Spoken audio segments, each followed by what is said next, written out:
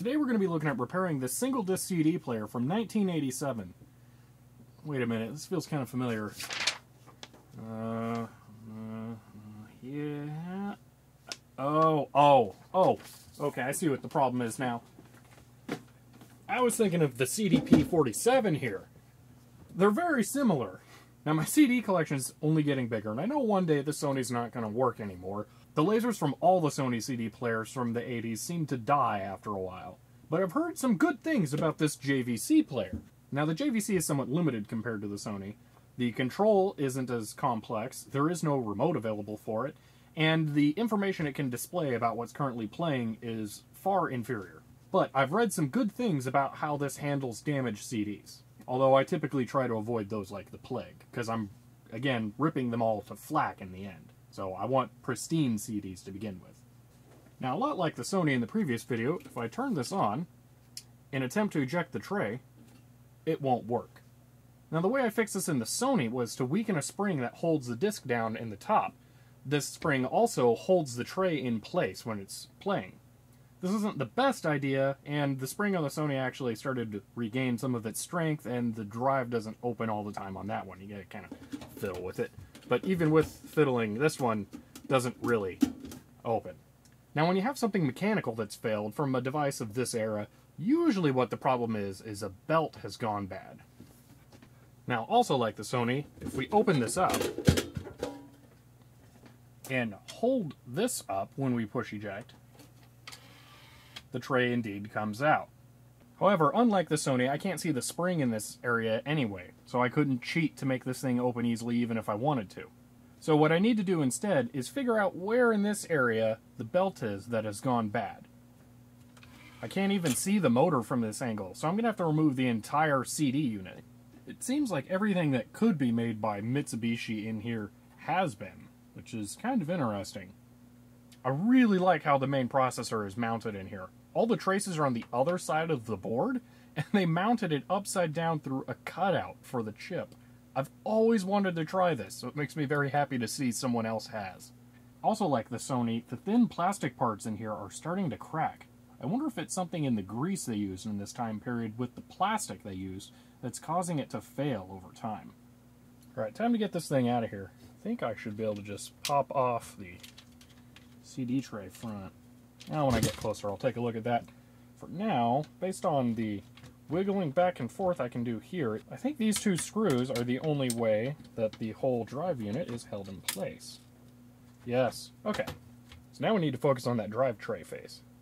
Getting a better look in there. It's pretty obvious you just need to push down these retention clips and it starts to go forward. Alright, we got lots of cables going into this area that we need to unplug. Looks like this is not one of them, but that it is retained on there, unfortunately, so may as well just undo that to make life a little easier. Alright, undo this one, which appears to be going up to the laser over there.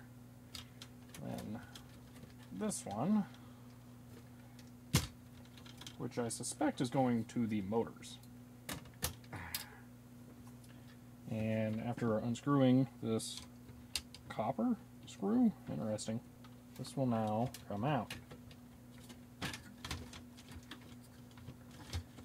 And there's something else just on the front? No, it's just kind of awkward. The ground strap is still zip tied, but I'll just cut that off and then we're good to go. And sure enough, here's the belt for the drive motor right here.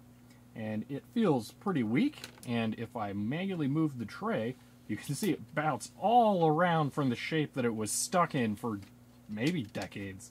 So it's fair to say that this needs a new belt. I mean, yeah, that's going to come off real easy. Looks like the motor must be removed because of this plastic piece it's sitting in, but then I can get to that belt. It looks like I can be tricky here and unhook the belt from the top without needing to remove the motor. Haha! And with that, the belt easily removes. Oh, that's a problem. Alright, looking at this a little closer, the top portion of this does not move when it rotates, and this piece also has a portion on the top. But the bigger gear over here really shows this off. So it looks like they have a tiny little plastic clip that they put on top of the gears when they're trying to hold them in place. You notice how that does not move on top. So I need to remove that piece from this gear to be able to remove it, or maybe this one would be better because it looks like that one actually goes through inside. So yeah, let's see if I can get that off easily enough. Aha! But I still can't get it out. So we'll remove it from this one. That's not too bad. Might as well put it back on this. Ooh, are those different sizes? Oh, they might be. Aha! There we go. Now we have the belt. So now that I have the belt out, you might be wondering, well, what are you going to do with it? I can't repair this belt. The belt, the only thing I could really do to it is make it harder by damaging it chemically. I could measure it and buy a replacement, but I had a better idea. I have a 3D printer, and I have flexible filament. So why not try 3D printing a new belt? Okay, so what we have here is one of the easiest OpenSCAD scripts I'll ever get to write. So first we set the resolution of cylinders to be really high. That's all that line does. Next we need the circumference of the belt. So I'm taking the belt, putting it in my calipers, and stretching it out like this to get an approximate measurement of the circumference divided by 2. So actually the circumference should be about 55. So then we multiply it by 2 because, you know, it's got to go around 2 times when you do it that way. So next we define a module that takes the thickness and the diameter, because it's just easier to work with the diameter, and we make 2 cylinders, one that goes on the outside and then one that goes on the inside, and we subtract the 2. From here we just divide the circumference by pi as a function to be able to convert the number that we measure with the calipers into something that we can use to make cylinders. So with that, we get our model. Now I'm going to go ahead and print out a sample in PLA before I print it out in the 3D with a flexible filament, because it's kind of expensive, and I'd rather be able to just drop this on a PLA one and, you know, eyeball whether or not it looks about right. So let's get started on that.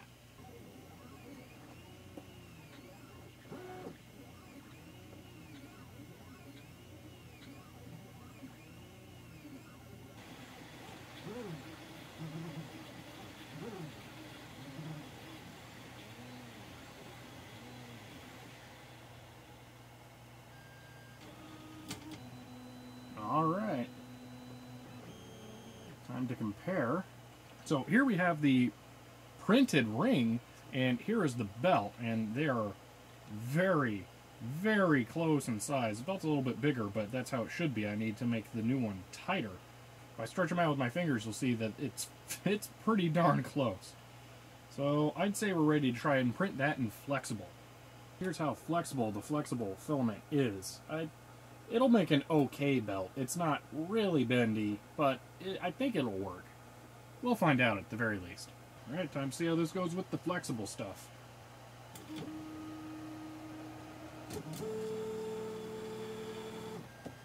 Didn't get a great chance to try and purge it out, so while it's heating up the tool head, I'm going to push onto it a little bit and see if I can get it to squeeze out. I'm seeing some red.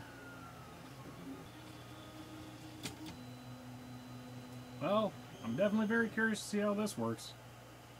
Alright, comparing the 2 belts, oof, man, I'm becoming less confident in this. So the new one is, I mean, it's got some flexibility, but it doesn't have a lot of elasticity. And the other original one definitely has elasticity. So I'm not sure how well that's going to work. Also, it's really smooth. It does not have a lot of friction. Unlike the original one, which, yeah, it's really hard to, you know, pull. So, not sure if this is going to work out well. I am going to reprint, but, you know, we'll see. Oh, I should test fit that one first. Let's see how that works. Alright, so it works, but it's extremely tight. So I'm going to loosen it And I think I've horribly just screwed the alignment between the gears in here for the CD tray and the part that closes on top. Because, yeah, man, I'm afraid I'm going to have to disassemble this so I can put it back together in the resting position. But yeah, I need to make this just a little bit bigger on the next one. Printer's working on the second version of the belt. I was playing around with this and I heard a really large pop, and it felt like this went back into place like it should be, and things are moving around like they used to, so I think I got this fixed, thankfully. Whoo, I was concerned there. Belt 2 is looking a lot better than Belt 1 as well.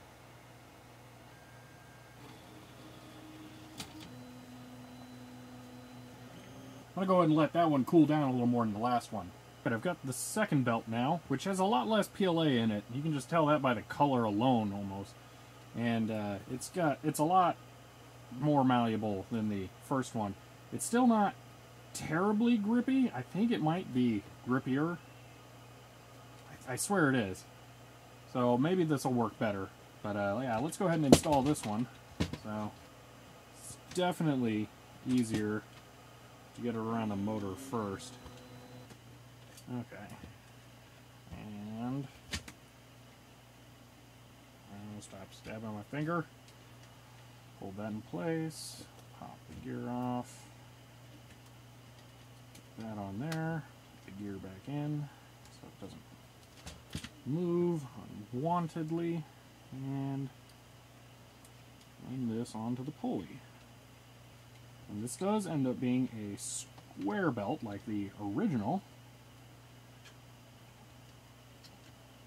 Doesn't make too big of a difference. And there we go. Yeah! I think we're on to something. Yeah, based on how this feels, I'm pretty sure that's going to work well. So, let's go ahead and reinstall this with our new 3D printed belt. You can see it in there from the top, actually. And see how this works. Alright, now for the moment of truth. Oh yeah! That's nice. I 3D printed a belt for that. Go ahead and put that faceplate back on. There we go.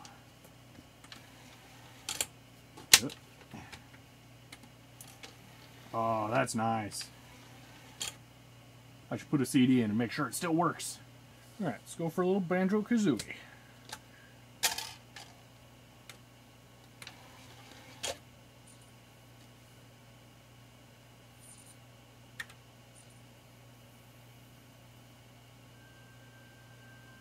Oh, yeah. Once upon a time.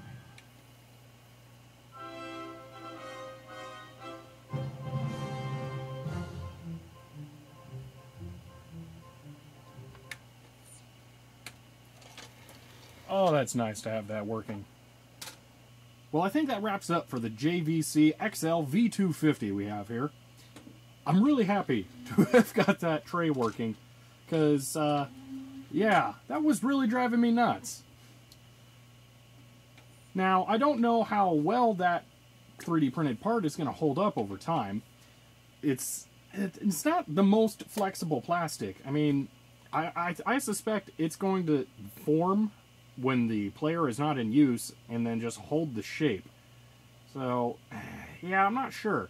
There's other types of 3D printed plastic. This kind, they don't even say what this is. TPU, you know, what? No idea at all. Just flexible plastic composites. Oh, thank you. So, I'm sure if you know what you're getting, you could probably get something that would suit this a bit better. But for now, this is what I've got, and it seems to be working. So, I hope that was enjoyable, and I'll see you guys next time.